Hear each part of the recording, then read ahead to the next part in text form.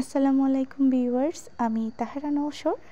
ফুল ভালোবাসেন না? পৃথিবীতে এমন লোক অনেক কম। এর মধ্যে হচ্ছে গিয়ে আমি ফুলকে খুব ভালোবাসি। তো এখন হাঁটতে বের হয়ে গেলাম কাজের ফাঁকের মধ্যে। যেহেতু বাগানটা স্যার নতুন করে করেছেন, আবারও অনেক সুন্দর সুন্দর ফুলের গাছ লাগিয়েছেন।